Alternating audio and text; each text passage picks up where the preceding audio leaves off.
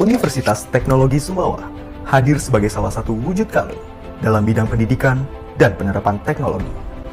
Universitas Teknologi Sumbawa merupakan perguruan tinggi swasta di Sumbawa yang telah terakreditasi dan mendapatkan penghargaan dan prestasi dari berbagai ajang nasional hingga internasional.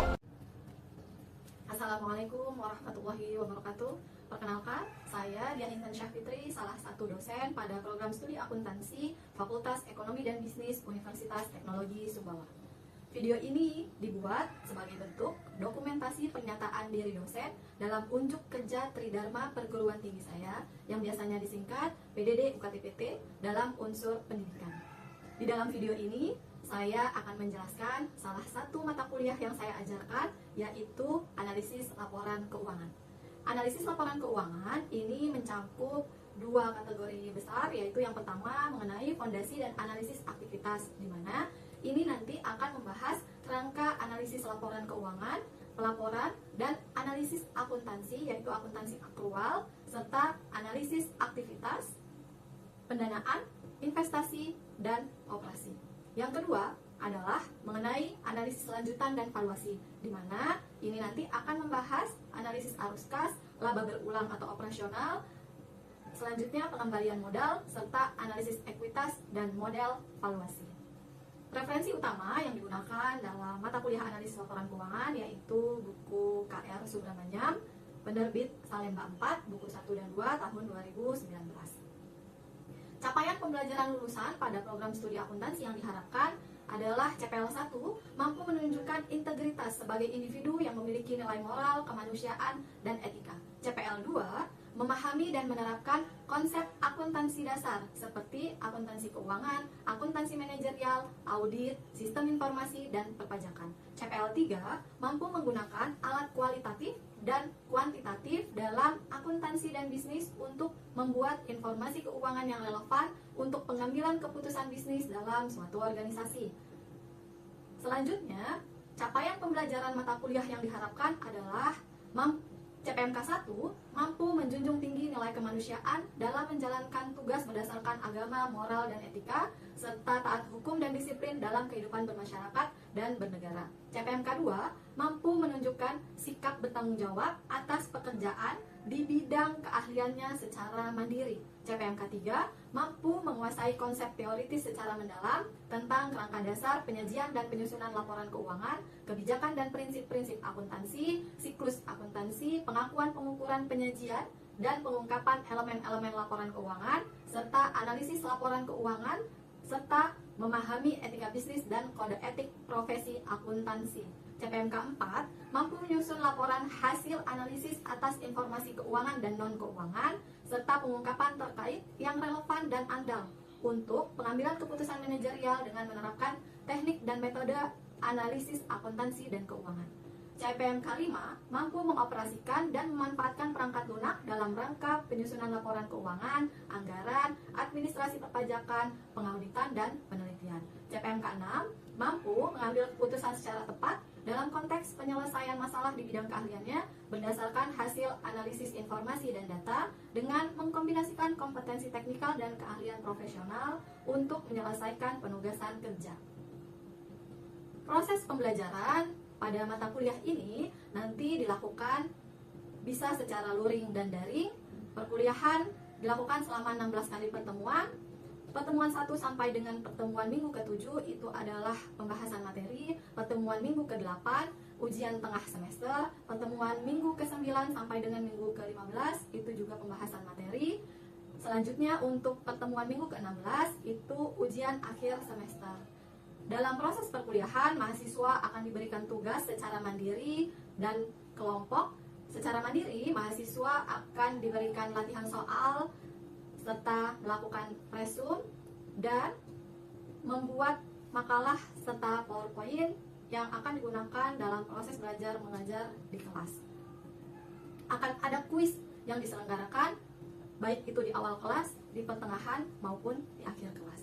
Kriteria penilaiannya yaitu menggunakan pedoman penskoran di mana tugas bobotnya adalah 10%, presensi 10%, kuis 10%, UTS 35%, UAS 35%. Nilai UTS dan UAS 35% di mana mahasiswa nanti akan melakukan analisis atas laporan keuangan berdasarkan teori-teori dan informasi yang sudah diperoleh selama perkuliahan. Bentuk penilaiannya yaitu menggunakan student center learning dengan mengkombinasikan beberapa metode seperti interactive lecturing, ceramah dan tanya jawab. Experiential itu adalah mahasiswa studi kasus nyata, kemudian collaborative learning di mana nanti ada diskusi kelompok, presentasi dan tanya jawab. Demikian dari apa yang saya sampaikan. Berikutnya adalah video pembelajaran yang akan ditampilkan. Selamat menyaksikan. Bismillahirrahmanirrahim. Assalamualaikum warahmatullahi wabarakatuh. Selamat pagi semuanya. Waalaikumsalam warahmatullahi wabarakatuh. Ya, Pagi, Bu. gimana kabarnya hari ini? Baik ya? Alhamdulillah baik, Bu. Alhamdulillah.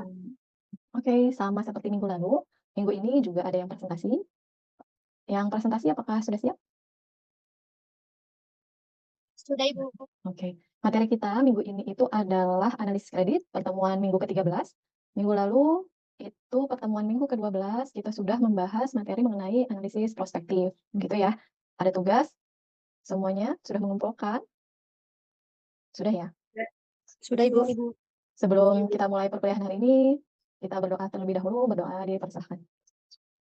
Bagi yang presentasi, apabila anggota kelompoknya sudah lengkap dan sudah siap, bisa langsung dimulai saja presentasinya, diskusi kita. Waktu dan tempat saya persilahkan.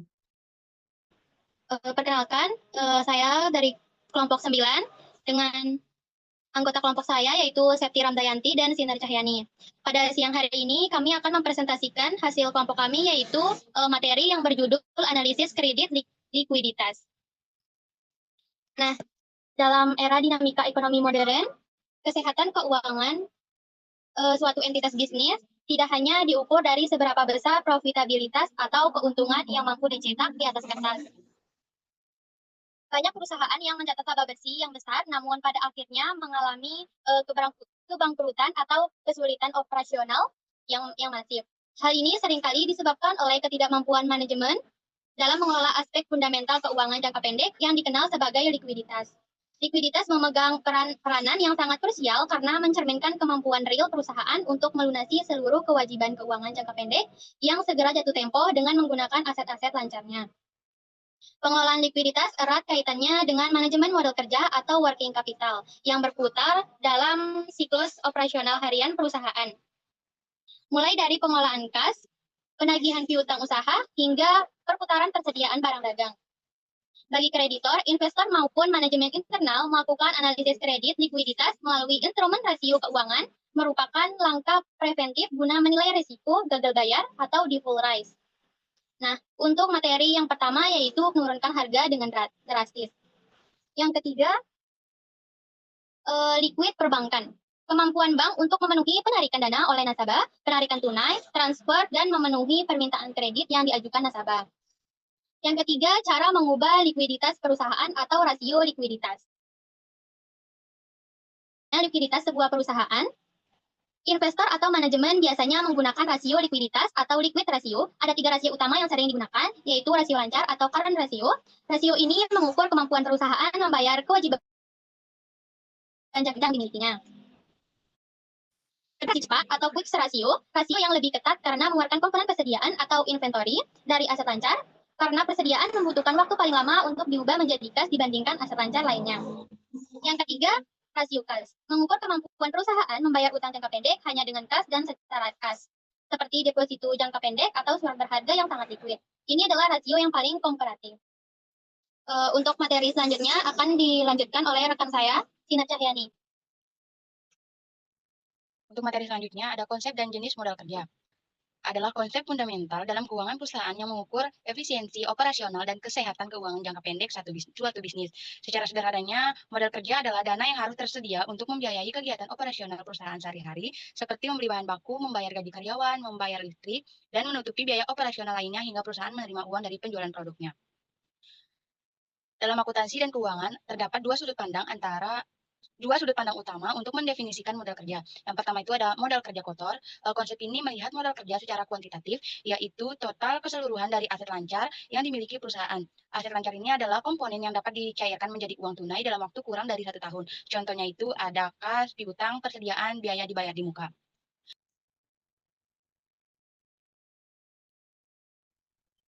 Baik teman-teman, itulah tadi presentasi yang ingin atau menanggapinya, kami persilahkan. Baik, kepada saudari Melina, dipersilahkan pertanyaannya.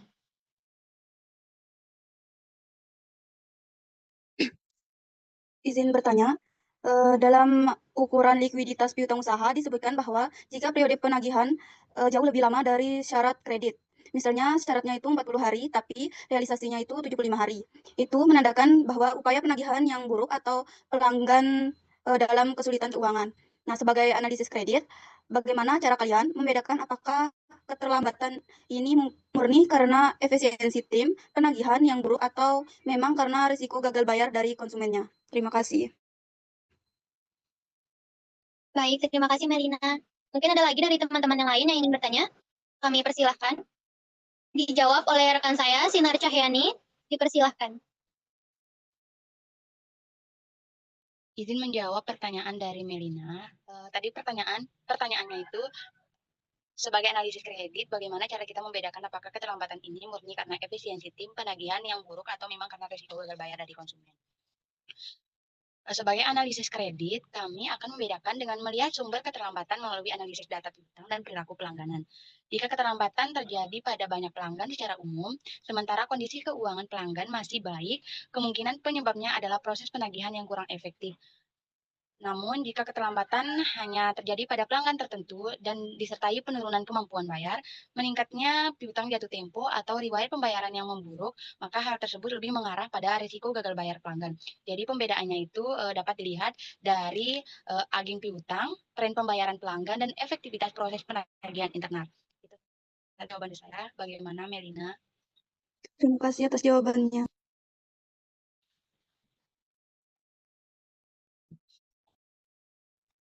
Baik, jika tidak ada yang bertanya lagi, mungkin itu saja presentasi dari materi kelompok saya hari ini. Jadi kesimpulannya yaitu berdasarkan pemaparan teori dan analisis studi kasus yang telah dibahas, maka dapat ditarik beberapa kesimpulan, yaitu yang pertama, likuiditas bukan sekedar pelengkap laporan keuangan, melainkan indikator visual kelanjutan hidup perusahaan yang membuktikan profit tinggi tetap menghadapi risiko kebangkrutan teknis yang nyata apabila gagal mengkonversi asetnya menjadi kas untuk pertumbuhan kebutuhan modal kerja sangat dipengaruhi oleh faktor musiman, siklus ekonomi maupun kondisi darurat sebagaimana dijelaskan dalam teori W.B. Taylor. Selanjutnya, efisiensi likuiditas perusahaan tidak dapat dipisahkan dari aktivitas operasi, penagihan utang usaha, atau turnover piutang, dan pengelolaan kecepatan gerak keluar masuk barang dagang atau perputaran persediaan. Mungkin itu saja presentasi hari ini dari kami. Lebih kurangnya kami mohon maaf. Wabillahi taufiq wal hidayah. Wassalamualaikum warahmatullahi wabarakatuh. Waalaikumsalam warahmatullahi wabarakatuh. Waalaikumsalam warahmatullahi wabarakatuh. Terima kasih buat kelompok 9 yang sudah memaparkan hasil diskusi kelompoknya, tugasnya ya, membuat makalah dan PowerPoint, begitupun juga dengan yang sudah bertanya.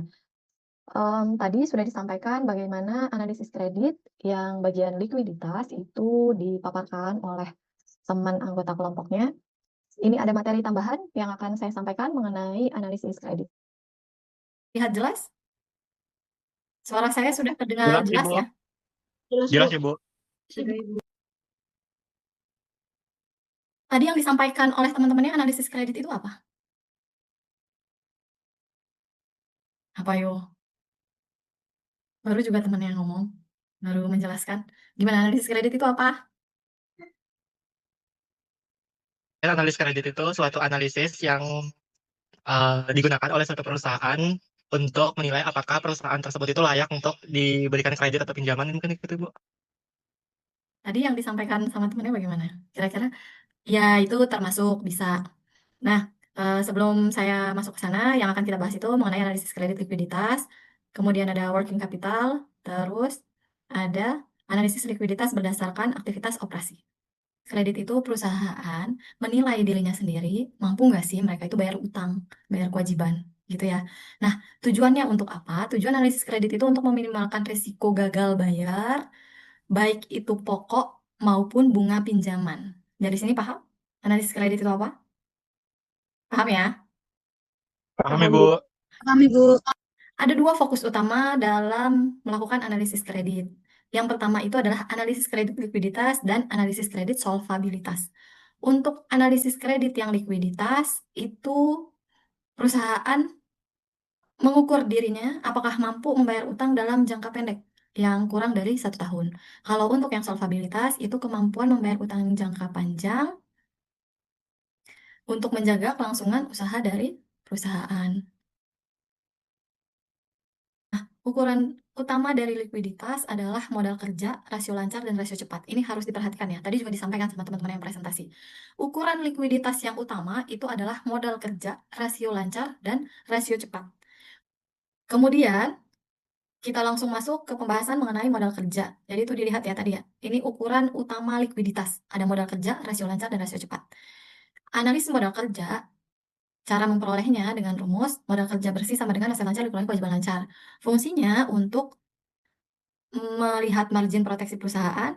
Margin proteksi itu dilihat dianalisis untuk apa? Sebagai ukuran bantalan perlindungan bagi kreditur jangka pendek biar dia tidak gagal bayar. Kemudian untuk mengukur cadangan kas untuk menilai berapa sisa dana yang dimiliki perusahaan dari aset lancarnya setelah semua utang jangka pendeknya dilunasi. Kemudian ada indikator operasionalnya. Jika hasilnya positif, aset lancar itu cukup untuk menutup kewajiban dan membiayai kelangsungan operasional. Apabila hasilnya negatif, maka perusahaan nanti akan memiliki resiko kesulitan likuiditas. Untuk analisis modal kerja, itu dia punya keterbatasan. Hanya bersifat makro atau kumulatif, dia tidak mencerminkan kualitas dari komponen aset lancar itu sendiri. Kita masuk ke yang kedua, itu mengenai rasio lancar. Rasio lancar ini merupakan metrik likuiditas yang mengukur kemampuan perusahaan dalam memenuhi kewajiban jangka pendek dengan menggunakan aset lancar yang dimiliki. Nah, ini juga rasio lancar. Current rasio udah pernah ditemui di mata kuliah apa? Ketemu rasio-rasio yang dihitung? Mata kuliah apa yuk? Selain analisa laporan keuangan? Manajemen keuangan. Bener ya? Masih ingat nggak? Benar, Ibu. Masih, Benar, Ibu. Ibu.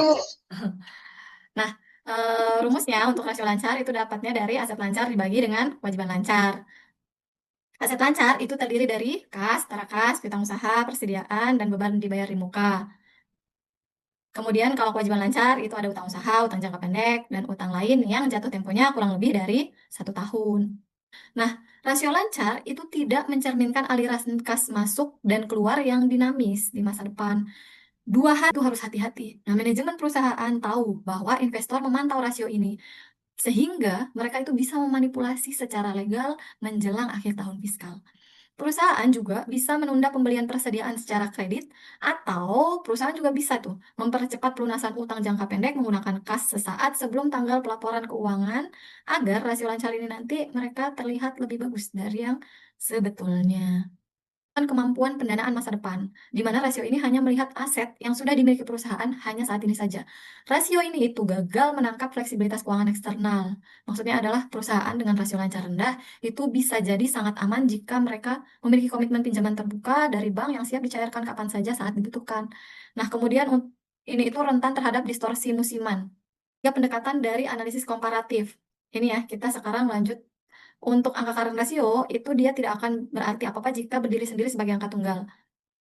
Maka perlu dilakukan analisis komparatif. Analisis komparatif itu memiliki 3 pendekatan. Analisis tren historis, ini juga rekan-rekan semuanya sudah di minggu pertama kita melakukan analisis tren, betul ya. Terus kemudian analisis perbandingan, sama analisis proporsional komponen, analisis common size. Udah latihan soal kan dari yang minggu kedua, ketiga, betul ya? Betul ya? Benar, Oke. benar, Bu. Betul, Ibu. Ini rasio manajemen. Ada analisis rasio yang dikenal sebagai window dressing. Nah, menjelang penutupan periode seperti yang saya sampaikan sebelumnya tadi, manajemen kadang dia mau mengakhiri dengan menekan piutang dan persediaan agar semua piutang mereka tertagih dan mengurangi persediaan awal. Kenapa sih perusahaan itu melakukan window dressing? Ya biar perusahaan laporannya itu terlihat cantik. Aktif rasio ini itu mencakup aset-aset yang paling cepat dikonversi menjadi uang tunai atau kas dalam waktu kurang dari 90 hari.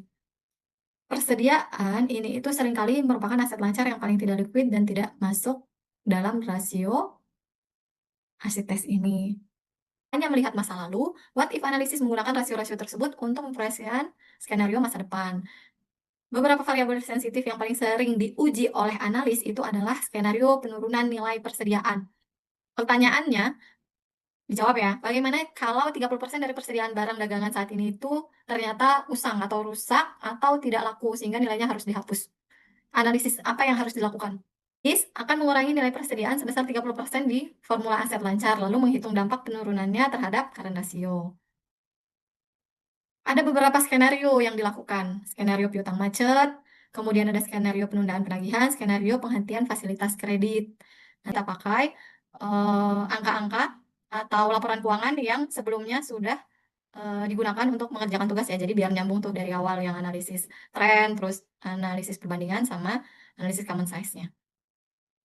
Kegunaan Oke, motif Bu. analisis untuk manajemen itu dia membantu menentukan batas aman cadangan kas minimum yang harus dipertahankan agar tidak terkena resiko kebangkrutan teknik. Dilakukannya untuk menilai resiko kredit sebelum memberikan pinjaman.